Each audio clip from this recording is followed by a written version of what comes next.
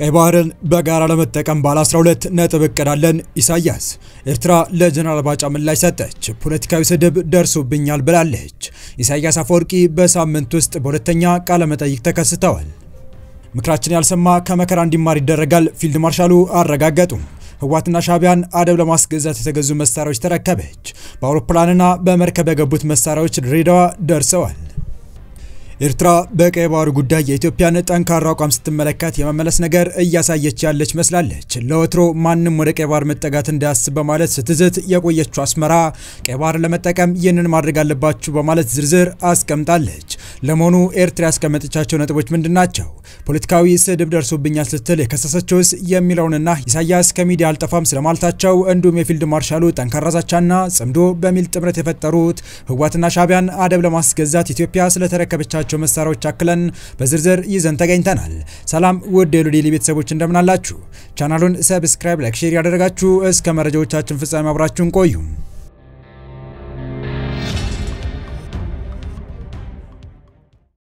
የኤርትራ ፕሬዝዳንት ኢሳያስ አፈወርቂ በሌላ ቃለ ምልልስ ተከስተዋል በዚህ ሳምንት የተላለፈው ሁለተኛው ቃለ ምልልሳቸው ሲሆን ብዙም ካሜራ ፊት መቀመጥ ለማይወዱት ላዛውንቱ ፕሬዝዳንት በአንድ ሳምንት ሁለት ቃለ መጠይቅ መስጠታቸው በከባድ ሁኔታ ውስጥ መሆናቸው አመላካች እንደሆነ እየተነገረ ይገኛል ፕሬዝዳንቱ በሳምንቱ መጀመሪያ በግብጽ ከሰጡት ቃለ ምልልስ በኋላ በትላንትናው ዕለት እንዲሁ በአረብኛ ቋንቋ በተሰራጨ ሌላ ቃለ ምልልስ ተከስተዋል የኤርትራው የማስታወቂያ ሚኒስቴር ፕሬዝዳንት በአረብኛ ቋንቋ ያደረጉት ይህንን ቃለ ምልልስ በትግርኛ ትርጉም በይፋዊ ገጹ ላይ ማጋርቶታል ፕሬዝዳንት ኢሳያስ አፈወርቂ በግብጽ በቀጠናው ሰላም ጉዳይ በጋራ መምከራቸውን ገልጸው ከተርምስና ከጦርነት እንዴት መውጣት ይቻላል በሚሉ ጉዳዮች ላይ ምክክር መደረጉን ያመላከቱት ፕሬዝዳንቱ ይህን ለማሳካት የሚጠበቅብን ስራ ከባድ ነው ሲሉ የተናገሩ ሲሆን ምክክሩና ውይይቱ ቀጣይነት ያለው ነው ሲሉ ማከለዋል የኤርትራ ፕሬዝዳንት በዚሁ ቃለ ምልልሳቸው የሱዳን ጉዳይ በማንሳትም የሱዳን ችግር ለቀጠናው ትልቅ ፈተና ነው ሲሉም ተናግረዋል በሱዳን ያለ ውጪ ጣልቃ ገብነት ሱዳናውያን የራሳቸውን ችግር መፍታት እንዲችሉ የራሳቸውን ጥረት እንደሚቀጥሉም ኢሳያስ አመልክተዋል በሱዳን ያለው ጦርነት የርስ በርስ በሚል እየተወራ ያለው ትክክል አለመሆኑን ያነሱት ፕሬዝዳንቱ ሱዳን ያጋጠማት ድብቅ ወረራ ሴራ ነው ሲሉ ተደምጠዋል ፕሬዝዳንቱ ሱዳናውያን ከሽግግር በኋላ ፍኖተ ካርታ ማዘጋጀት ይችሉ እንደነበረ በመጥቀስ ሆኖም ወረራ ተፈጽሟል ሲሉ ተናግረዋል ለዚህ ዋነኛ ተጠያቂ የውጭ ጣልቃ ገብነት መሆኑን ኢሳያስ አክለዋል የኤርትራው ፕሬዝዳንት ኢሳያስ አፈወርቂ በዚሁ ቃለ ምልልሳቸው የቀይ ባህርን ጉዳይ ያነሱ ሲሆን ስለ ቀይ ባህር ለመወያየት ብዙ ጊዜ እንደሚፈጅ በመጥቀስ ቀይ ባህርን በሚዋሰኑት ሀገራት ብቻ ሳይሆን ከህንድና ፓሲፊክ ውቅያኖስ ከሌላ አካባቢ ጂኦፖለቲካዊ ጠቀሜታ የጎላ ዓለም አቀፍ መስመር ነው ሲሉም ተናግረዋል በቀይ ባህር ግብጽና ኤርትራን ጨምሮ የሚያዋስኑት ሀገራት ኃላፊነት እንዳለባቸው አጽንኦት ሰጥተው አካባቢው ለሁሉም ሀገራት ክፍት ነው ሲሉ ተደምጠዋል ኢሳያስ አክለውም ቀይ ባህር ለሁሉም የዓለም ሀገራት እንዲያገለግል መንግስታቸው ከዚህ ቀደም ባለ 12 ነጥብ ሐሳብ ማቅረቡን አስታውሰዋል የኤርትራው ፕሬዝዳንት ኢሳያስ አፈወርቂ በግብጽ ቆይታቸው አልቃራ ኒውስ ወይም ካይሮ ኒውስ ከተሰኘ መንግስታዊ ቴሌቪዥን ጣቢያ ጋር በነበራቸው ቃለ ምልልስ የቀጠናው ችግር ምንጭ የውጭ ጣልቃ ገብነት ነው ማለታቸው የሚታወስ ሲሆን ሀገራቸው ቀይ ባህርን እንደ ዓለም አቀፍ የውሃ መስመር ለመጠበቅ ከግብጽ ጋር ራዕይ መጋራቷን ገልጸው ነበር ፕሬዝዳንቱ ትላንት ምሽት በተሰራጨው ሁለተኛው ቃለ ምልልሳቸው ላይ በቀይ ባህር ግብጽና ኤርትራ ኃላፊነት አለባቸው ሲሉ አጽንኦት ሰጥተዋል ይህ በእንዴ እንዳለ ኤርትራ ስለ አሰብ ወደብ ጉዳይ ለጀነራል ባጫ ደበሌ ሐሳብ አዲስ ምላሽ ሰጥታለች ኤርትራ በዚህ ምላሿ 2 ዓመታት ሙሉ የጦርነት ነጋሪት እየተጎሰመ የውጊያ ቅስቀሳ እየተደረገብኝ ነው ስትል በድጋሚ በኢትዮጵያ ላይ አቤቱታ አሰምታለች የፕሬዝዳንት ኢሳያስ አፈወርቂ አስተዳደር ጀነራል ባጫ ደበሌ ጦርነት መክፈትን ምክንያታዊ አርጎ ለማቅረብ ሞክሯል ሲሉ ወንጀሏል በኬንያ የኢትዮጵያ አምባሳደር የሆኑት ጀነራል ባጫ ደበሌ ኢትዮጵያ የቀይ ባህር መብቷን ለማስከበር ከኤርትራ ጋር ተግባራዊ የጋራ ተጠቃሚነትን ያረጋገጠ ትብብር መፍጠር አለባት ሲሉ ማሳሰባቸው ይታወሳል ጀነራሉ በሆርን ሪቪው መጽሔት ባስነበቡት ጽሑፍ የባህር በር ጥያቄ ለኢትዮጵያ ታሪካዊ ናፍቆት ፍለጋ ሳይሆን የህልውና አስገዳጅነት የፈጠረው ወቅታዊና ችላ ሊባል የማይችል የአዲሱ ትውልድ ጥያቄ መሆኑን ያመላከቱ ሲሆን ጠቅላይ ሚኒስትር አብይ አህመድ በቅርቡ ለፓርላማ ባደረጉት ንግግር ኢትዮጵያን ከቀይ ባህር ያገለለ ምንም አይነት ህጋዊ ሰነድ አለመኖሩን ማንሳታቸውን አስታውሰው ይህ ለወደፊት ትብብር መሰረት እንዲሆን የቀረበ የታሪክ እውነት ጥያቄ ነው ሲሉም ቆምጠጥ ያለ ሐሳብ ሰንዝረው ነበር ኤርትራ ለዚህ የጀነራል ባጫ ደበሌ መልእክት ይፋዊ ምላሽ ሰጥታለች የኤርትራ ማስታወቂያ ሚኒስቴር ይፋዊ በይነ መረብ ላይ በኤዲቶሪያል አምድ ላይ ትላንት ምሽት ባስነበበው ሰፊ ዘገባ ጀነራል ባጫ ደበሌ ጦርነት ለመክፈትና ምክንያታዊ ለማድረግ የሄዱበት ርቀት በሚል አርዕስት ስር ብርቱ ሙግት አስነብቧል ለ2 ዓመታት በተጎሰመው የጦርነት ነጋሪነት ከተቻለ በድርድር የባህር በር እናገኛለን ካልሆነ በኃይልም ቢሆን እንወስደዋለን የሚል ማስፈራሪያና ዛቻ የተዘነዘረብን ቆይቷል ስትል ኤርትራ በዚሁ መግለጫ ከሳለች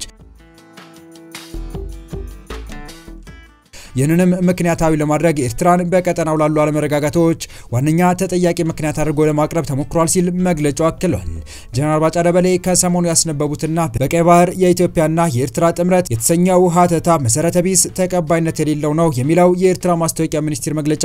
ጀነራል ባጫ ኤርትራ ከኢትዮጵያ የተገነጠለችበት ሂደት ላይ ጥያቄ በማንሳት አሁንም ያልተፈታ ህግና የሞራል ምርመራ ያስፈልጋል ማለታቸው አጥብቆ የተቃወመ ሲሆን የኤርትራን ነጻ ሀገርነት ለማሳነስ መሞከሩን ሉዓላዊነቱን መጠራጠር የፖለቲካ ስድብ ነው ሲልም ገልጿል። የፕሬዝዳንት ኢሳያስ ሁለተኛውን ቃለ ምልልስና የማስታወቂያ ሚኒስትራቸው ምላሽ የተሰማው ከመንግስታቸው ጋር ጽምዶ የተሰኘ ትብብር ፈጥሮ እየተንቀሳቀሰ የሚገኘው ህወሓት በአፋር ክልል ላይ ጥቃት ከፍቶ 6 ቀበሌዎችን መቆጣጠሩ ከተሰማ በኋላ ነው። ህወሓት በአፋር የከፈተው ጦርነት ከጀርባ የኢሳያስ አፈወርቂ መንግስት እውቅናና ድጋፍ እንዳለው እየተነገረ ሲሆን ሻዕቢያ በዋና አቀነባባሪነት የሚከሰቱም እየተበራከቱ ባለበት ሰዓት የተከሰቱት ኢሳያስ አፈወርቂ ስለ አፋሩ ግጭት ምንም ያሉት ነገር የለም። የሆነ ሆኖ በአፋር ክልል ተጀመረ የተባለው ወረራ የፌዴራል ስርዓቱን እናፈርሳለን በሚል ወታደራዊ ዝግጅት እያጠናከሩ ያሉት የፕሬዝዳንት ኢሳያስ እቅድ መሆኑ እየተነገረ ሲሆን ይህንን ሀሳብ ከሚደግፉ ፖለቲከኞች መካከል ደግሞ የጠቅላይ ሚኒስትር አብይ የምስራቅ አፍሪካ ጉዳዮች አማካሪ አቶ ጌታቸው ረዳ አንዱ ናቸው። በአፋር ክልል ላይ የተጀመረው ወረራ አስመልክቶ እናንተ ኋላ ቀር ቡድኖች ወደ አፋር የሚወስደውን መንገድ በመዝጋት የአፋርን ህዝብ እንደ መደራደሪያ መሳሪያ ለመጠቀም ፍላጎት እንዳላችሁ አውቃለሁ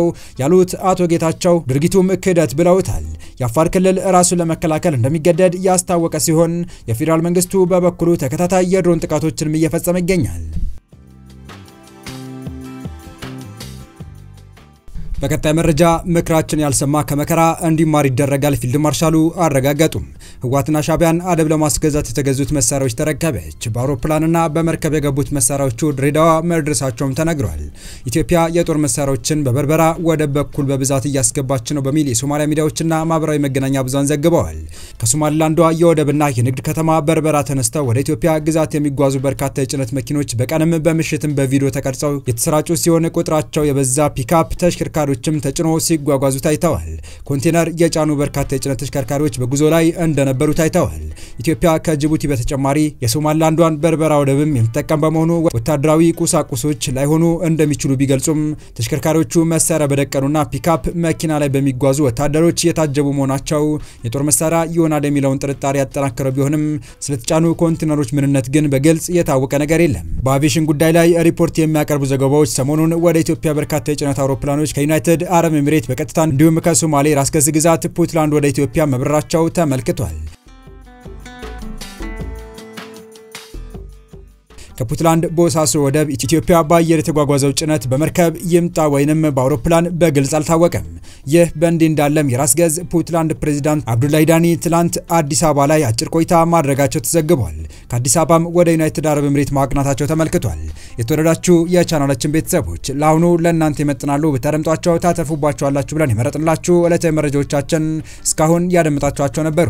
በተመሳሳይ ሀገራዊና ቀጠናዊ ጉዳዮች እንዲሁም ዓለም አቀፋዊ የጂኦፖለቲካ ወታደራዊና አነጋጋሪ ክስተቶችን ለበለት ተከታትለን በትኩስ ይዘን እንደምንቀርብ እያሳወቅን የቻናሉ ቤተሰብ ካልናችሁ ሰብስክራይብ፣ ቪዲዮን ላይክ እና ሼር በማድረግ ተደራሽነታችን ታሰፉ ዘንድ አክብሮታዊ ግብዣችን ነው። አበቃን። ሰናይ ጊዜን ተመኘን።